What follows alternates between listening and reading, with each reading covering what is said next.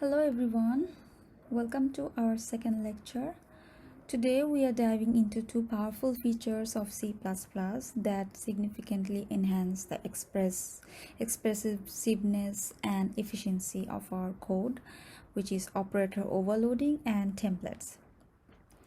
First, we will explore operator overloading, a feature that allows us to redefine the behavior of operators like plus, minus, and for user-defined types. This not only makes our code more intuitive but also closely aligns it with natural language or mathematical expressions. Then we will move on to templates, a cornerstone of generic programming in C++. Templates allow us to write flexible and reusable code that can work with any data type. It reduces the redundancy and improves maintainability. So together these concepts will provide us with the tools to write more elegant, efficient and maintainable C++ code. So let's get started. So we will learn the basic operator overloading, where we will learn unary operators and also operators overloading as a member function. So first, so what is operator overloading?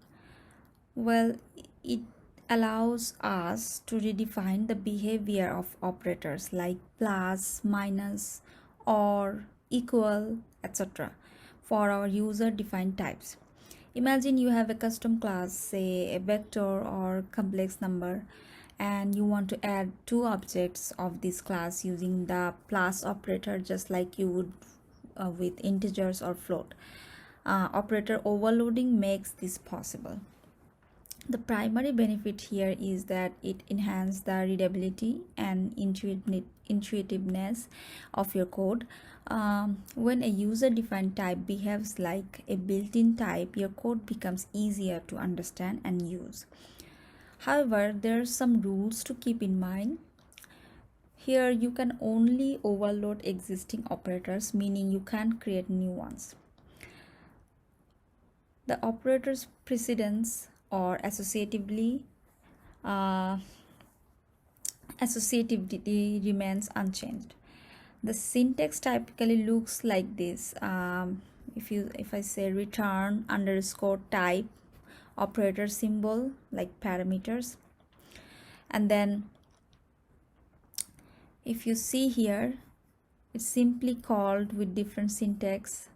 If you say x plus 7, plus is binary operator with x and 7 as operands. We like this notation as humans. So think of it as plus parentheses and parentheses then x comma 7, or you can also write like add x comma 7 inside the parentheses. On this one, x plus 1, when we write x plus 1, x plus 7, this is more we like because we are humans. We are used to see this kind of equation in mathematical terms. But if we think like that, the operator, if we write the operator in at first, then we write these operands in a parenthesis using a comma, then how we can use it? This plus is the function name here. X and 7 are the arguments. Function plus returns sum of these arguments. So let's read it again. First of all, operators are really just functions. We can use plus, minus, equal, all of these operators, etc. And we can only overload existing operators, meaning you can create new ones. Then if you see here, if we write x plus 7, which is more familiar with us as humans because we saw it on mathematical terms, but if you think of it as the operator is in the first line, I mean in as a first word, and then x and 7 inside a parenthesis, or you can write add, then the plus is the function name and x and 7 are the arguments. Functions plus returns sum, means summation of its arguments, so it will return the summation of its arguments, which is x and 7. So here we have some overloadable operators. Overloadable means these are the operators we can overload. So here in this table, you can see here we have plus, minus, multiplication, division, then modulus, and, or, greater than, less than, plus, equal to. So many operators. So these are the operators which is already existing. We cannot create a new operators, so we can overload these operators. Okay, so operator overloading perspective. In C++, we are already familiar with a range of built-in operators like plus, minus, multiplication, equal, and, or, and division. These operators work seamlessly with C++ built-in types such as integers, floats, and doubles using standard binary notation that we have all come to recognize. However, C++ gives us the powerful ability to overload these operators to work with our own custom types. This means we can define what it means to add two objects of a class we have created, or compare them using equal signs, two equal signs. For example, we could overload operators to manage types that represent complex entities like chair objects in a furniture inventory system, or money types in a financial application. So when we overload operators, we should ensure that their new behavior aligns with the operator's original intent. For instance, the plus operator should still represent some form of addition or combination, and equal to equal should still represent a form of equality comparison. And it's important to remember that when we overload operators, we should maintain consistency in their actions. This ensures that anyone reading or using our code will find it intuitive and easy to understand, just like they do with built-in types.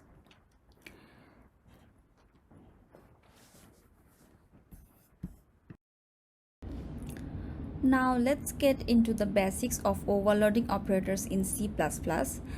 The process of overloading operators is very similar to overloading functions.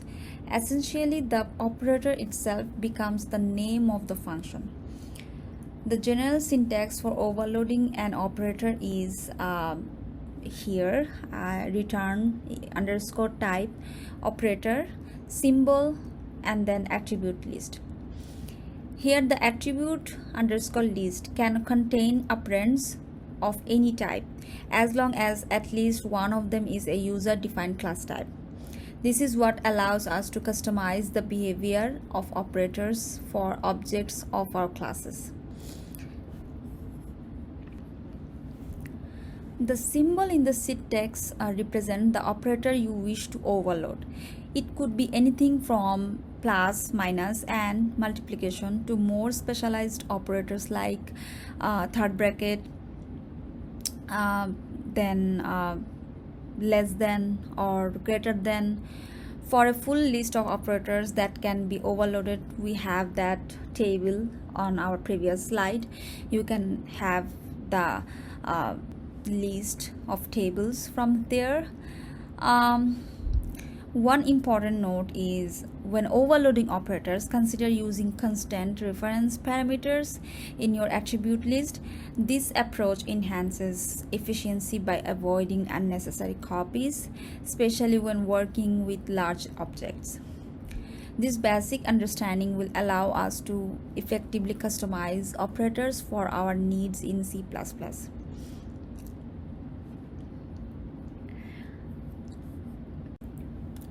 Now let's take a closer look at a practical example of operator overloading using a money class. In this code, we have defined a money class that represents an amount of money in dollars and cents.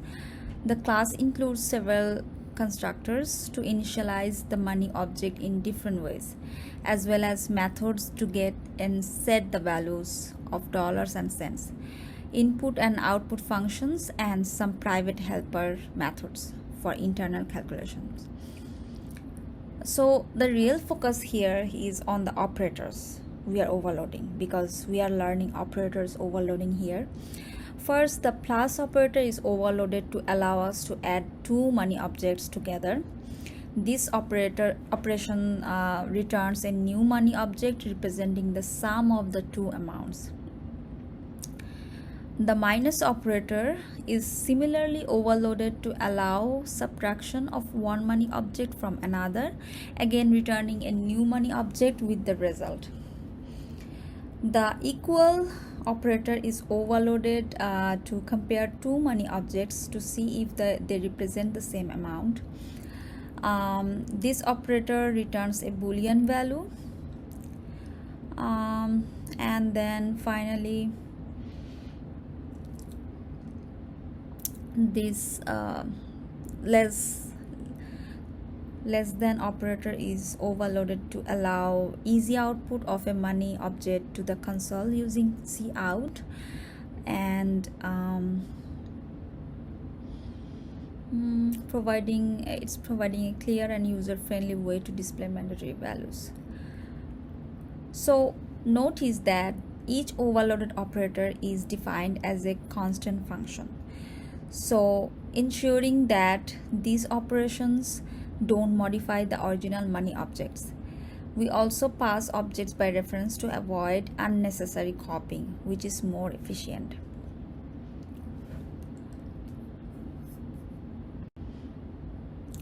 Okay, so here it is the main function where we have money, which is the class name money, and then we have two your amount and my amount, and then we are printing enter an amount of money, and then we are just getting the input from user, which is we are using your amount variable. So then we are again printing your amount is, and then we are printing the output, the value we got from user as your amount, then cout, and then we are printing again my amount is, then my amount dot output. Then on line 42 to 45 we are checking using an if-else statement and comparing two money objects, your amount and my amount.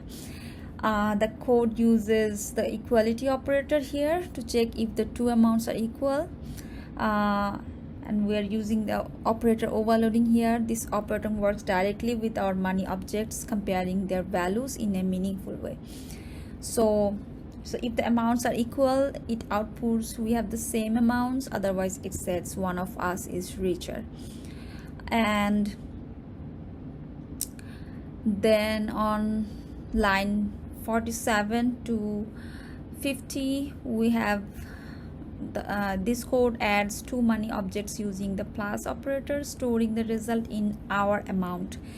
The overloaded addition operator allows us to combine these objects directly, just like adding primitive data types, simplifying how we manipulate our money data. Then similarly on lines 51 to 54 the subtraction operator is overloaded to subtract one money object from another. This operation is stored in diff amount. representing the difference between your amount and my amount. So the code also uses input and output, as I showed in like from on line 34 and line 37 and 39. These functions are used for interacting with the user. Like these functions are likely member functions of the money class, making it easy to input and display the monetary amounts. So by overloading operators like this equal, plus and minus, we make our money class much more intuitive and easier to use. Okay, so now that we have established the basic of operator overloading with the money class, let's dive deeper into the mechanics by these functions. Starting on line 58, we see the detailed implementation of the overloaded plus operator, which allow us to add two money objects together. So first is conversion to cents. The amounts are converted entirely to cents for easier calculation. This is done by multiplying the dollar amount by 100 and adding the remaining cents, lines 59 to 60. Then summing the values, we then sum these total cent values on line 61, and the use of sum all cents ensures that we handle the entire monetary amount as a single integer. Then on line 65 to 69, the code checks if the resulting sum is negative. If it is, both the dollar and cent components are negated to reflect this. Then finally, the money object representing the summed value is created and returned on line 70. This ensures the result of adding two money objects is a valid object. Similarly, on line 72, the overloaded subtraction operator is implemented. Okay, so to round off our discussion on operator overloading and the money class, let's examine the remaining operators and constructors that complete this class functionality. So on line 88, we see the implementation of the equality operator, which is used to compare two money objects. The operator checks if both the dollars and cents components of the two money objects are equal. It does so by comparing amount 1 dot get dollars to amount 2 dot get dollars, and amount 1 dot get cents to amount 2 dot get cents. Then if both the dollars and cents match, the operator returns true, indicating the amounts are identical. Otherwise it returns false, signaling they are different. This simple yet effective comparison allows for intuitive use of the equal operator with money objects. Next, on line 94, the unary negation operator minus is overloaded. This operator returns a new money object with the dollar and cents values negated. If you see on line 95 to 96, this is useful for representing negative monetary amounts. By overloading this operator, we provide a straightforward way to invert the sign of a money object, adding versatility to how these objects can be manipulated.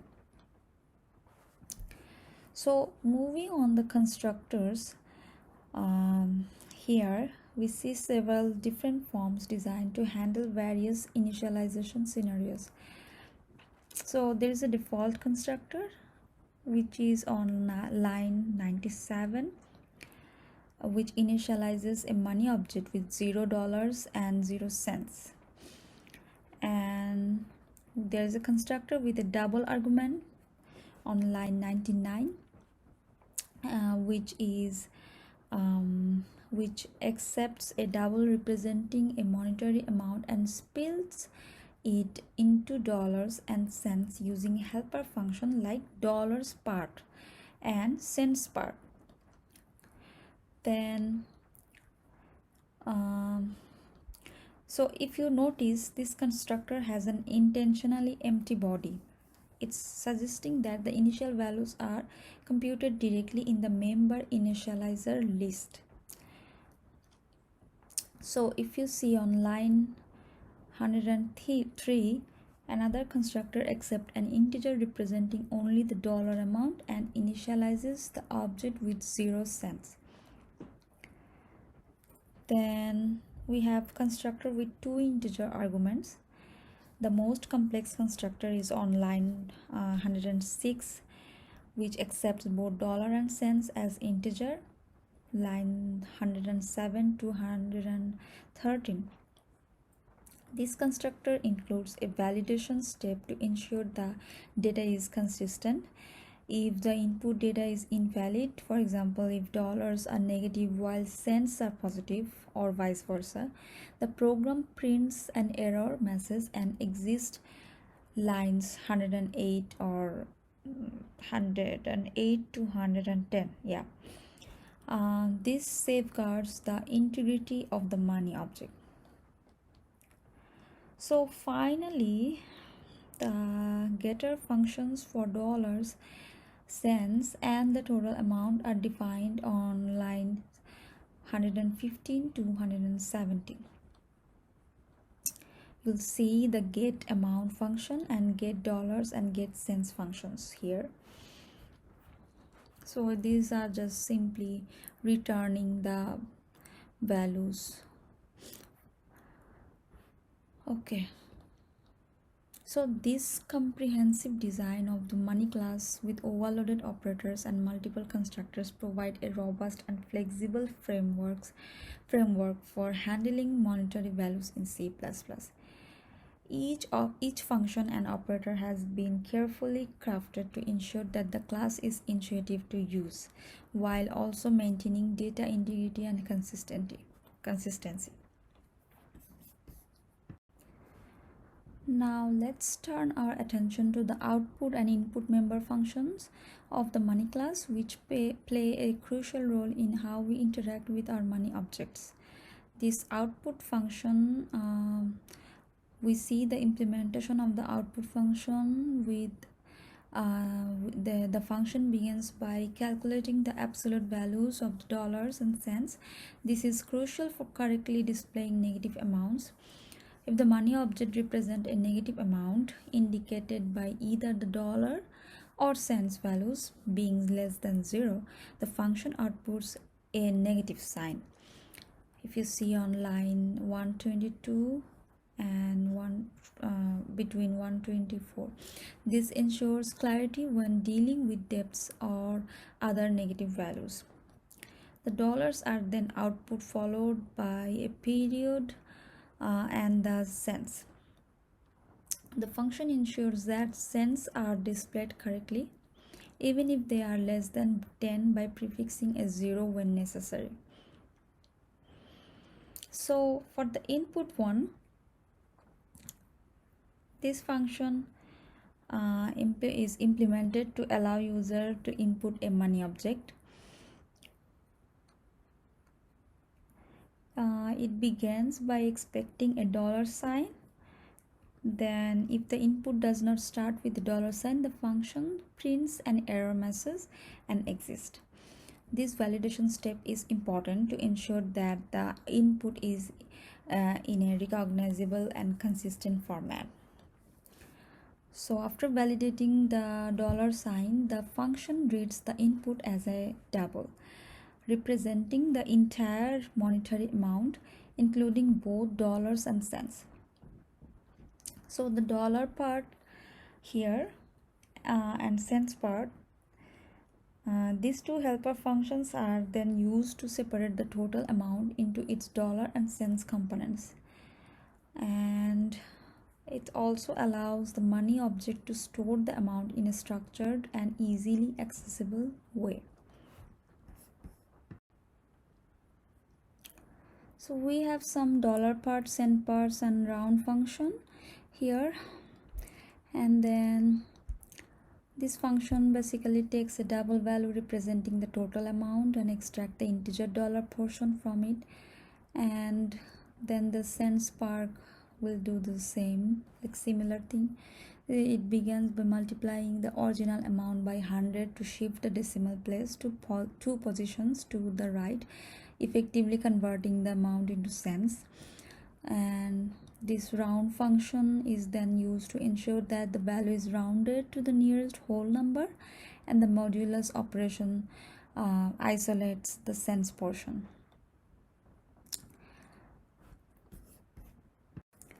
Okay, so now this is the output of the whole code. You'll see it is showing, it is getting the input, enter an amount of money. This is the user input, and you're showing the amount you entered, and then it's doing all the calculation using the whole code and giving the output. So given previous example, you have to note that it's important to note that the overloaded plus operator in the money class is defined as a non-member function. This design choice allows for more flexibility, enabling operations between different types or even with different classes that can interoperate with money. So the definition of the overloaded plus operator in the money class goes beyond just adding two numbers. It has to account for various nuances such as handling currencies, managing negative and positive values, etc. So despite the additional considerations, the overall goal of the operator overloading remains straightforward.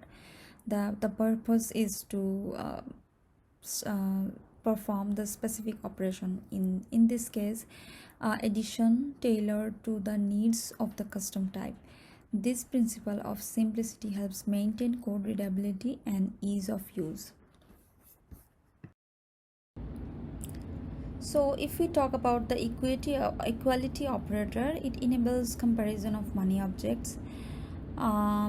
It allows direct comparison between two money objects, returning true if they represent the same value and false otherwise. Like the plus operator, equality is implemented as a non-member function. This provides flexibility and ensures symmetric behavior, making comparison straightforward and intuitive. Using these equalities also simplifies the code, allowing you to compare money objects just as easily as built-in types.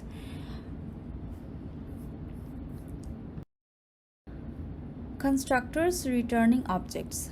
While constructors are often seen as void functions, they actually return an anonymous object of the class type. For instance, in the plus operator overload, when we return money, final dollars, final cents, we are invoking the money constructors, which creates and returns an anonymous money object. This concept is crucial as it shows how constructors can return objects, making them more versatile than they might first appear.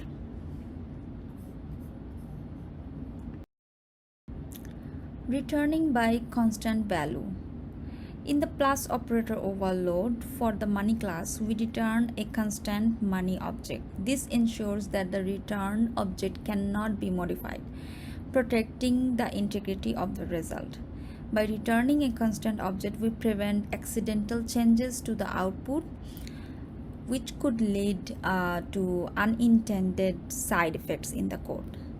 This is crucial when dealing with operators that generate new objects from existing ones, as it maintains consistency and reliability in the operators.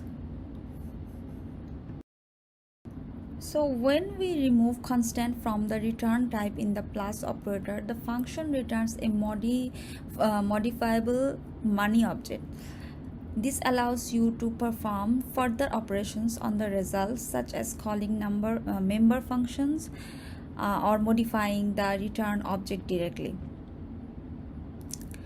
For example, if you have m1 plus m2, where m1 and m2 are money objects, the result is a money object that can be modified or passed to other functions. While this provides more flexibility, it also requires careful management to avoid unintended side effects. So what to do with non-constant object? When a non-constant object is returned, you can call member functions on it, which can lead to unintended consequences. For example, calling m1 plus m2 dot output is legal and harmless since it doesn't modify the object. However, calling m1 plus m2 dot input is also legal but problematic, as it can modify private member variables, defeating the purpose of encapsulation. To prevent this, the return object is defined as constant, ensuring that no modifications can be made to the anonymous object, preserving the integrity of the class design.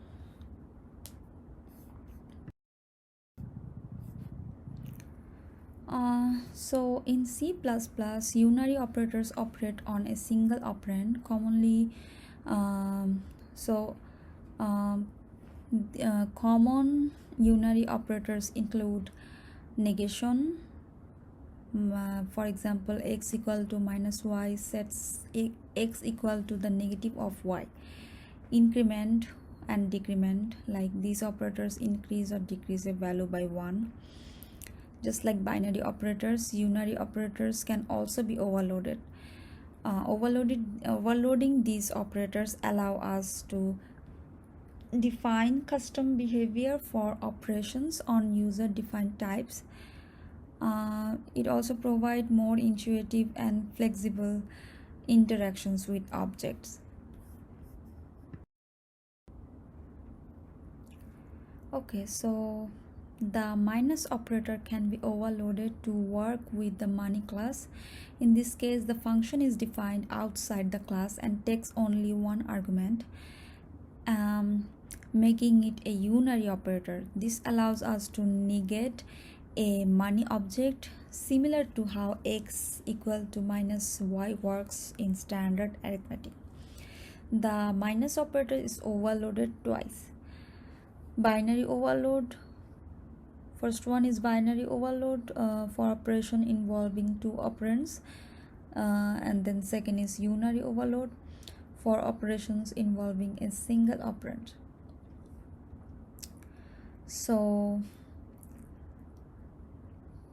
both definitions are necessary to handle different uses of the minus operator in the context of the money class. So the overloaded minus operator for the money class is defined as this one. This function applies the unary minus operator to the dollar and cent components of a money object, creating a new money object that represents the negated value.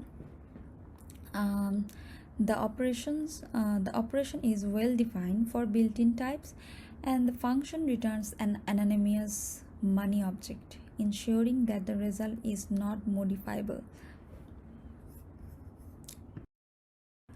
So in this example, we see how both the binary and unary minus operators are used with the money class. The binary negative minus subtracts amount 2 from amount 1, and the result is $4 is stored in amount 3.